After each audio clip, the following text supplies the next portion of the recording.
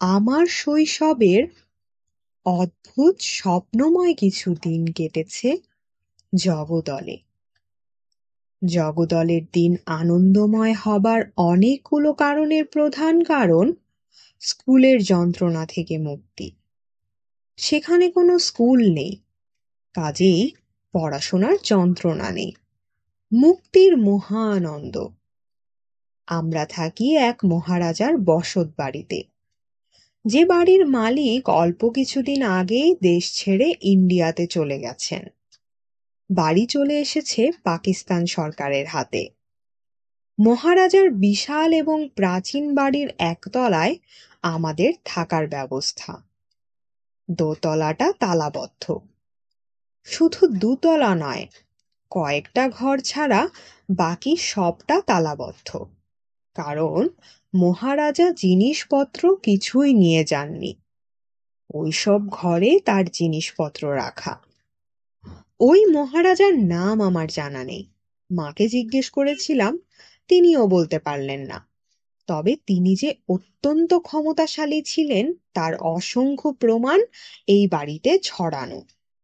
জঙ্গলের ভেতর বাড়ি। সেই বাড়িতে ইলেকট্রিসিটির ব্যবস্থা করার জন্য তার ছিল নিজস্ব জেনারেটর। দাওয়াতের চিঠি ছেপে পাঠানোর জন্যে মিনি সাইজের একটা ছাপাখানা। বাবাকে অসংখ্যবার বলতে শুনেছি, মহারাজার রুচি দেখে মুগ্ধ হতে হয়। আহা, কত বই, কত বিচিত্র ধরনের বই! বিকেলগুলিও কম রোমাঞ্চকর ছিল না। প্রতিদিনই বাবা কাঁধে গুলি ভরা বন্দুক নিয়ে বলতেন, চল বনে বেড়াতে যাই। কাঁধে বন্দুক নেওয়ার কারণ হচ্ছে প্রায়ই বাঘ বের হয়, বিশেষ করে চিতাবাঘ। বাবার সঙ্গে সন্ধ্যা পর্যন্ত বনে ঘুরতাম। ক্লান্ত হয়ে ফিরতাম রাতে। ভাত খাওয়ার আগে ঘুমে চোখ জড়িয়ে আসতো। কত বিচিত্র শব্দ আসতো বন থেকে। আনন্দে এবং আতঙ্কে শিউরে শিউরে উঠতাম। একদিন কাঁপুনি দিয়ে আমার এলো জ্বর। বাবা মা দুজনেরই মুখ শুকিয়ে গেল। লক্ষণ ভালো নয়, নিশ্চয় ম্যালেরিয়া। সেই সময়ে এই অঞ্চলে ম্যালেরিয়া কুখ্যাত ছিল। একবার কাউকে ধরলে তার জীবনী শক্তি পুরোপুরি নিঃশেষ করে দিত। ম্যালেরিয়ায় মৃত্যু ছিল নৈমিত্তিক ব্যাপার। আমরা প্রতিষেধক হিসেবে বায়োকেমিক ওষুধ ছাড়াও প্রতি রবিবারে 5 গ্রেন করে কুইনাইন খাচ্ছি। তারপরও ম্যালেরিয়া ধরবে কেন? বাবা এই ভয়ঙ্কর জায়গা থেকে বদলির জন্য চেষ্টা তদবির করতে লাগলেন। শুনে আমার মন ভেঙে গেল। এত সুন্দর জায়গা, এমন চমৎকার জীবন, এসব ছেড়ে কোথায় যাব? ম্যালেরিয়ায় মরতে হলেও এখানেই মরব। তাছাড়া ম্যালেরিয়া অসুখটা আমার বেশ পছন্দ হলো। যখন জ্বর আসে তখন কি প্রচণ্ড শীতই না লাগে। শীতের জন্যেই বোধহয় শরীরে এক ধরনের আবেশ সৃষ্টি হয়। জ্বর যখন বাড়তে থাকে তখন চোখের সামনের প্রতিটি জিনিস আকৃতিতে ছোট হতে থাকে। দেখতে বড় অদ্ভুত লাগে। একসময় নিজেকে বিশাল দৈত্যের মতো মনে হয়। কি আশ্চর্য অনুভূতি! শুধু আমি একা নই, পালা করে আমরা সব ভাই বোন জ্বরে পড়তে লাগলাম। একজন জ্বর থেকে উঠতেই অন্যজন জ্বরে পড়ে। জ্বর আসেও খুব নিয়মিত। আমরা সবাই জানি কখন জ্বর আসবে। সেই সময়ে লেপ কাঁথা গায়ে জড়িয়ে আগে ভাগেই বিছানায় শুয়ে পড়ি। প্রতিদিন ভোরে 3 ভাই বোন রাজবাড়ির মন্দিরের চাতালে বসে রোদ গায়ে মাখি। এই সময় আমাদের সঙ্গ দেয় বেঙ্গল টাইগার। বেঙ্গল টাইগার হচ্ছে আমাদের কুকুরের নাম। না, আমাদের কুকুর নয়, মহারাজার কুকুর। তার নাকি অনেকগুলো কুকুর ছিল। তিনি সবকটাকে নিয়ে যান, কিন্তু এই কুকুরটিকে নিতে পারেননি। সে কিছুতেই রাজবাড়ি ছেড়ে যেতে রাজি হয়নি। মা তাকে দুবেলা খাবার দেন। মাটিতে খাবার ঢেলে দিলে সে খায় না, থালায় করে দিতে হয়। শুধু তাই না, খাবার দেবার পর তাকে মুখে বলতে হয়, খাও। খানদানি কুকুর, আদব কায়দা খুব ভালো, তবে বয়সের ভারে সে কাবু। সারা দিন বাড়ির সামনে শুয়ে থাকে, হাই তোলে, ঝিমুতে ঝিমুতে মৃত্যুর জন্যে অপেক্ষা করে। এক ভোরবেলার কথা, আমার কাঁপুনি দিয়ে জ্বর আসছে। আমি কম্বল গায়ে দিয়ে মন্দিরের চাতালে বসে আছি, আমার সঙ্গে শেফু এবং ইকবাল। মা এসে আমাদের মাঝখানে শাহিন অর্থাৎ আমার ছোট ভাইকে বসিয়ে দিয়ে গেলেন।